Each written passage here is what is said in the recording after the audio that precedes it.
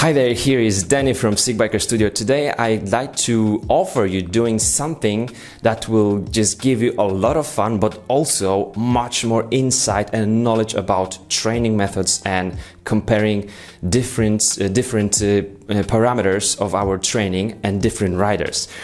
This is my Garmin Edge 520. That's obviously not the only one which has those features, but I'm going to show you how does it look like on my Garmin.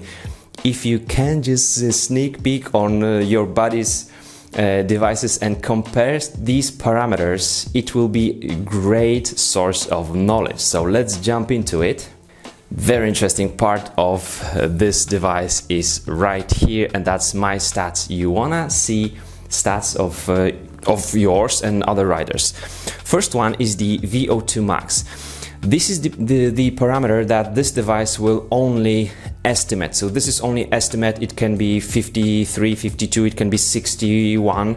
But knowing VO2 max of yours and some other guys, you will see how much oxygen you are able to process or to provide to your body cells during the exercise. So really intense like race or training.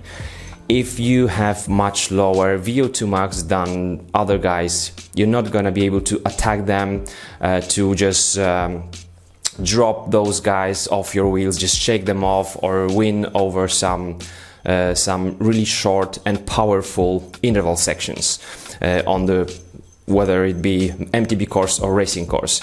So VO2 max, that's the engine for processing oxygen. Let's just compare it to the next one, so we will see the difference. The next one is FTP, and this is very cool one. That's functional threshold power, because this is not the estimate, this is the actual data. 258 watts, that's my FTP so far. It can be also, should be calculated per your body weight, because we know how many watts we can put on each kilo of our body weight. What means FTP? If you know, for example, that you've got pretty good FTP, maybe like considerably higher than me, let's say 270, and maybe pretty much the same VO2 max or maybe lower VO2 max, then that means you have to push yourself, if I'm just racing against you, you have to push hard from the beginning of the race, or crits or some trainings if you are just, you know, trying ourselves, because you are able to keep high pace over a prolonged period of time. So these 258 watts I should be able to keep for about an hour. It could be 45 minutes, 50, or hour and 3 minutes, but you know, 258, you're not gonna hurt me putting 258 watts, because I'm not producing as much lactate as my body would not be able to process. Okay, so 258, I'm just pretty comfortable for almost, I would say, around an hour of riding.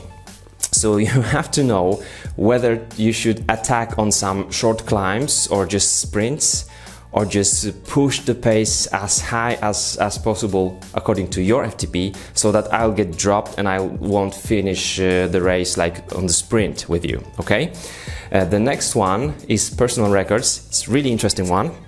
Here we can see what's the behavior of the owner of this device. For example, my furthest distance done with this Garmin is 200 kilometers. If yours is 250, 300, 400, and you would go to some other records, I don't have previous records here, and you see lots of kilometers, and yours max would be maybe 100, 150, that means a huge aerobic engine, and thus also higher FTP.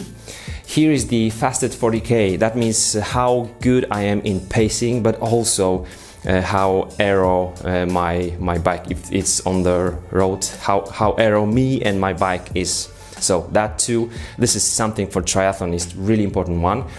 Ascents, if you can see someone doing lots of climbs, that means you're not gonna attack on the climb if you have much less. And the last one, that's 270 watts, that I kept for 20 minutes, and 95% of that roughly would be my FTP. So, knowing your FTP, knowing VO2 max and comparing with your bodies, just do that for the sake of exercise and gaining more knowledge. You will know what to do and what tactics not to use. For example, Nino Schurter against Julien Absalon, right? So Absalon, he's not able to win over Schurter on the sprints. He should be putting as much power as he can according to his FTP from the beginning of the race, which he does. And Nino Schurter, having huge VO2 max and being able, maybe also being stronger, having more power in the legs, being able to outsprint Julien, he's working on his FTP so that Julien will not be able to drop him somewhere on the way to the finish line during the race. So that's really interesting. Let me know what do you think about these two data, especially VO2 max, FTP. Talk about it with others. It's great, really wonderful source of knowledge. Thanks so much for watching and see you tomorrow. Bye bye.